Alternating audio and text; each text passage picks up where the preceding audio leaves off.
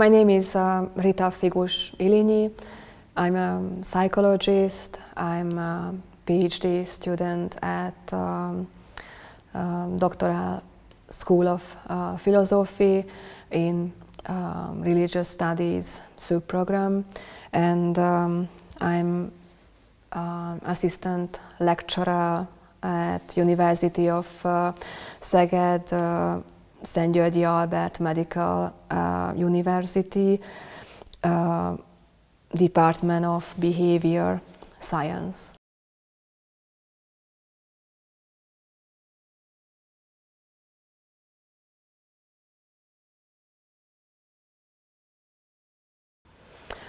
When I think of abuse, it reminds me that it begins where power stripped of responsibility and integrity, and it happens where silence becomes stronger than truth.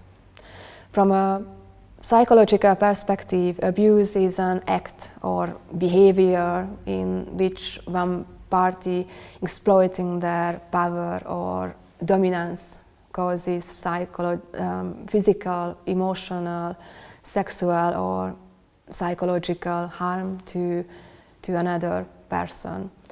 It is rooted in unequal power dynamics, where the victim is placed in a vulnerable position, often feeling helpless against the abuser.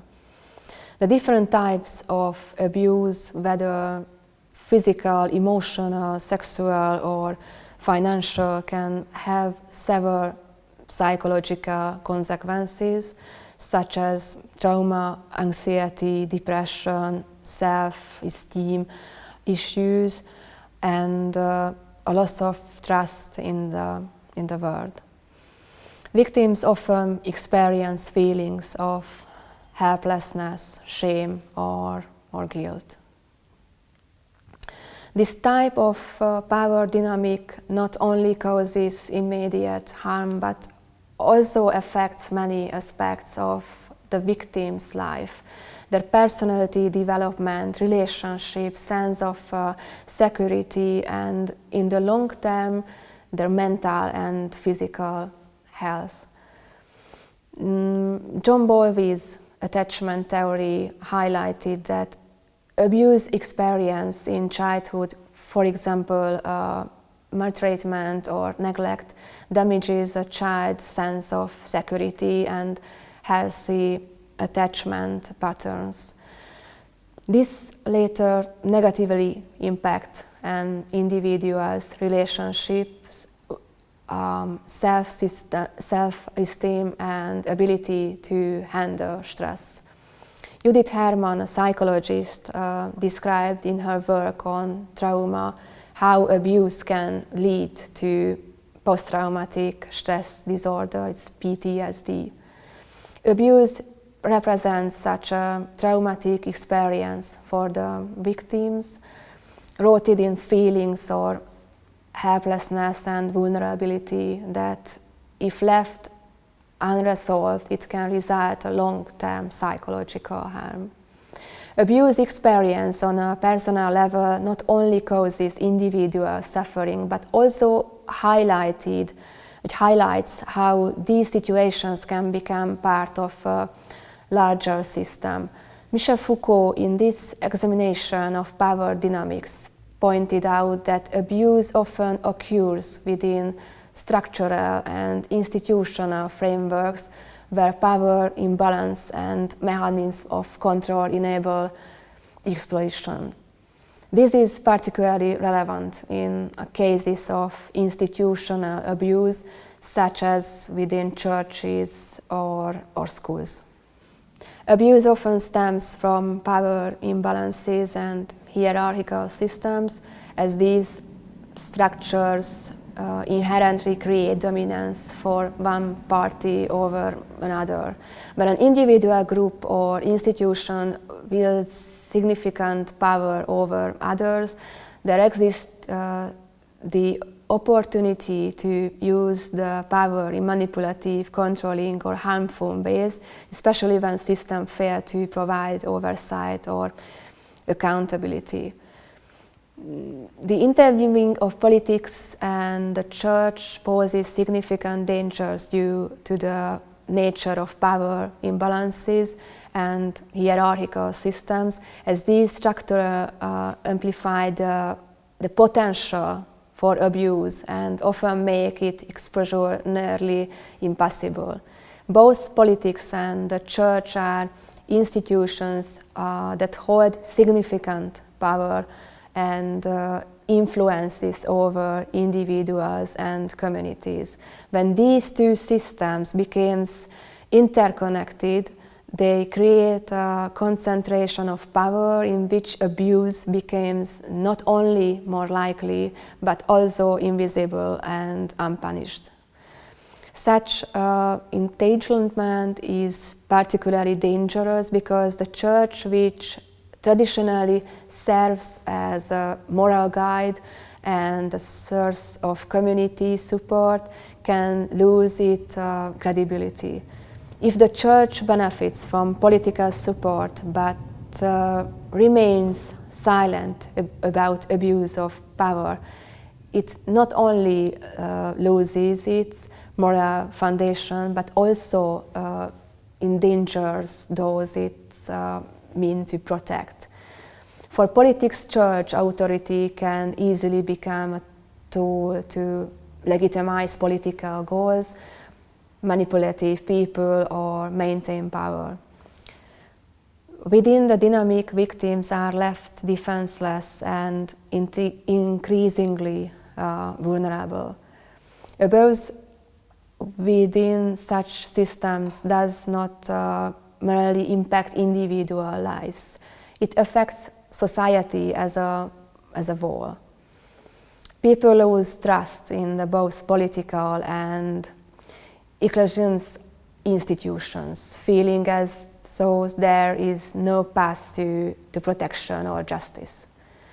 The loss of the trust signifies not only a moral crisis within institutions, but also begins to erode the very foundations of society, as faith in justice in one of the pillars of functional communities. And as long as abuses remain hidden or go without consequences, wounds cannot heal and the social fabric continues to weaken.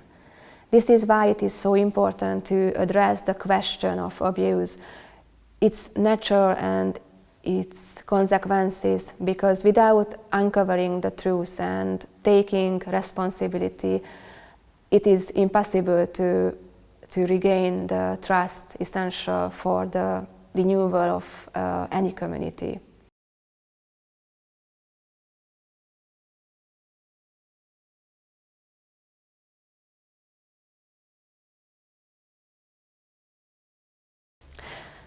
It is undeniable that this phenomenon exists, as religion, being a cultural, spiritual and communal force, exerts a significant psychological influence on individuals.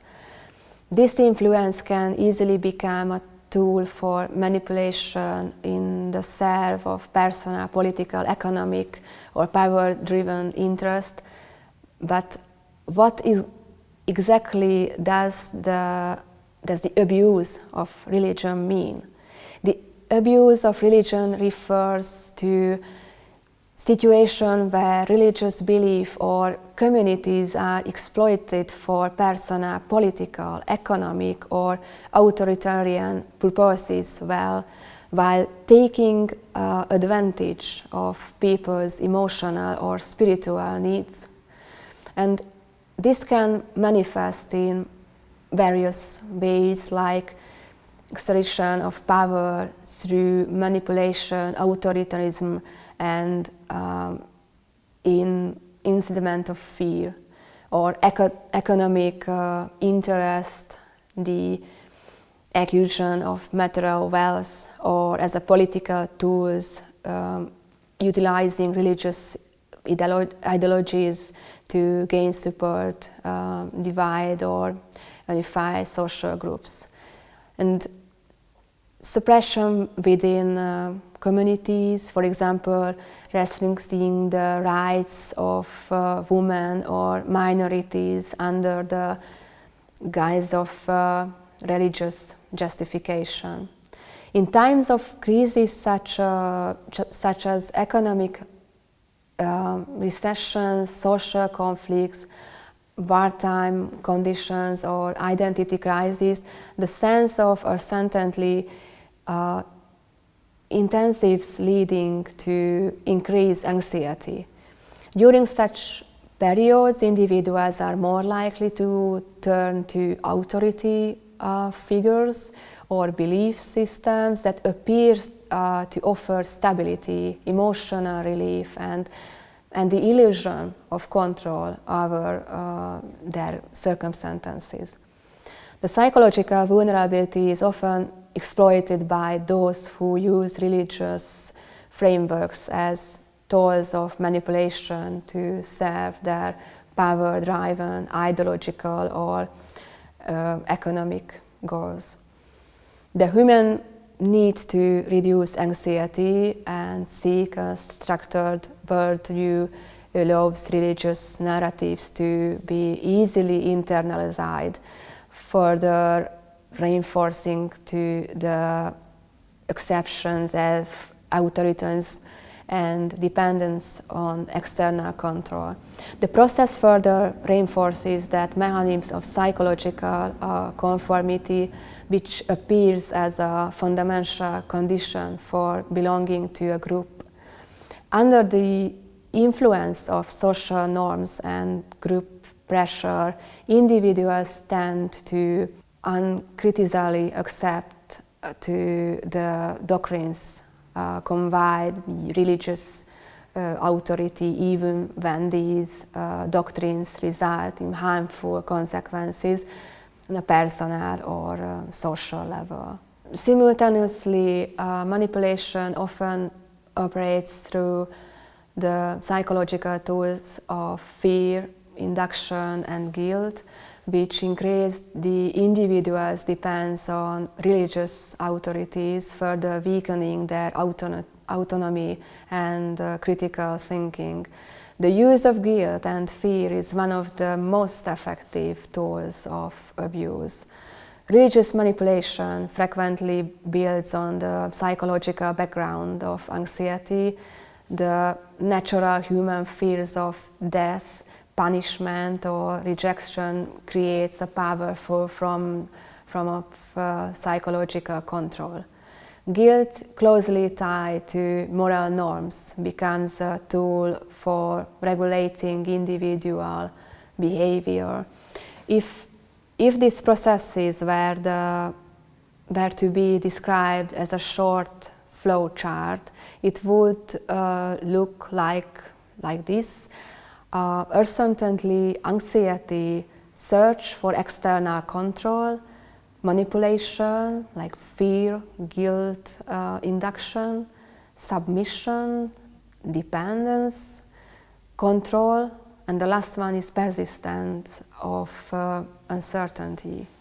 This cycle continually reproduces itself because manipulation does not offer genuine solution to anxiety or uncertainty, but rather sustain them, ensuring that the individual remains in a dependent relationship with a religious authority. From a psychological perspective, the abuse of religion creates a self-perpetuating cycle in which the individual's uncertainty and anxiety are not resolved, but persist and even intensively. The foundation of manipulation lies in religious authorities communicating messages that provocate fear of guilt, keeping individuals in a state of ongoing psychological tension. The anxiety naturally drives the individuals to seek relief and stability, which appear to be offered by the authority figure or institutions. However, this manipulation does not provide a true resolution to anxiety, but instead creates a false sense of security, further deepening the individual's dependence on authority. Through the induction of guilt and fear, the individual may feel that salvation or absolution can only be achieved by conforming to authority. At the same time, group pressure and isolation contribute to this dynamic. To need belong to a community suppresses critical thinking, and the fear of exclusion from the group becomes a powerful deterrent. Since the root causes of anxiety are not addressed, they are repeatedly reactive over time, prompting the individual to once again seek support from religious authority, which further reinforces dependence. This cycle continues until the individual is capable of autonomously processing uncertainty or questioning the manipulation. Thus, the psychological basis of this phenomenon lies in human anxiety, the need for stability, and the acceptance of external control, which through fast solution sustain the dynamic of manipulation. In the end, religious abuse does not eliminate uncertainty, but keeps individuals in its shadow, while the key to genuine solution remains perpetually out of reach.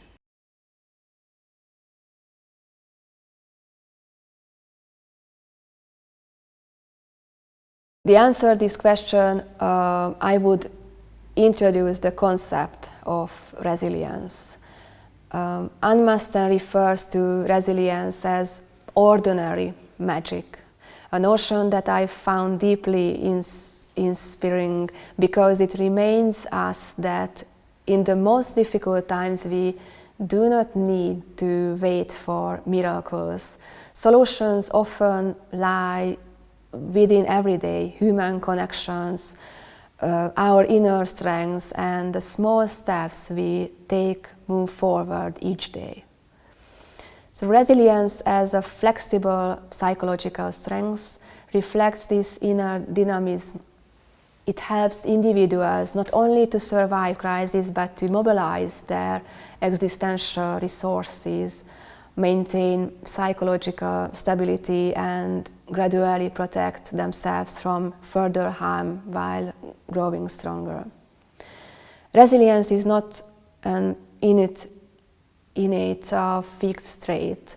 Rather, it is a dynamic developmental process that emerges from the alignment of internal resources and external support.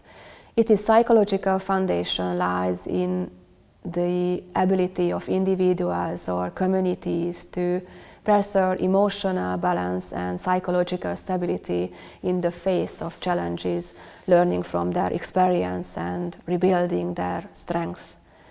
Therefore, resilience is not limited to individuals, but extends to communities and institutions, where overcoming challenges becomes a collective process.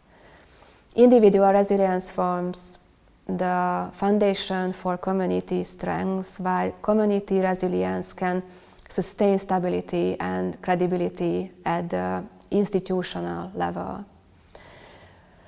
I believe that a resilient church can rebuild social trust and maintain stability within its communities while setting an example of how to face challenges.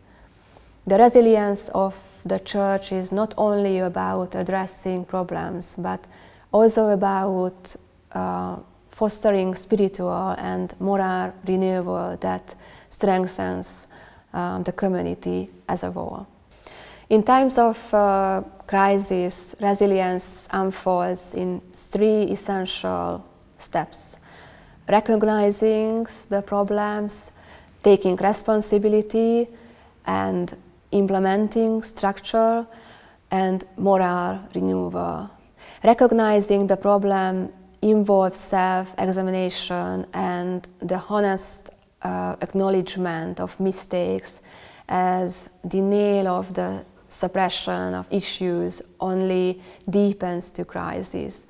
Responsibility means that the Church must not only take formal actions such as investigation or implementing new regulations, but must also provide genuine moral and spiritual response that restore justice and transparency. Finally, through structural and moral renewal, the Church can learn from crisis and establish systems that offer protection against future abuses. At the community level, resilience means that Church communities can engage in open dialogue, support those who have been harmed, and openly discuss difficult issues. Communities are strengthened when they provide a safe space where doubts and criticism are met not with rejections, but with understanding and search for solutions. This openness enables the Church to operate not as a closed dogmatic system, but as a flexible and involving community that meets the needs of its members. Church leaders play a pivotal role in this process. Their credibility and moral leadership are essential for ensuring that the Church functions not merely as institutions, but as a true spiritual and communal force. To preserve resilience, leaders must distance themselves from power, interest, resist political influences, and remain focused on the Church's original mission, offering spiritual support, moral guidance, and serving the community. Ultimately, resilience is not just a tool for the crisis management, but a value-based process of renewal that ensures the long-term sustainability of the Church missions. If the Church can face its internal challenges, learn from its mistakes, and resist external pressures, it will emerge stronger and better able to fulfill its social role. This is not only fosters trust and stability within the community, but also sets an example for the broader society by demonstrating the power of responsibility, self-examination, and adaptive flexibility. In doing so, the Church not only strengthens its internal integrity and credibility, but also becomes a guiding compass for society, proclaiming the values of perseverance, renewal, and steadfast commitment to core principles and crisis.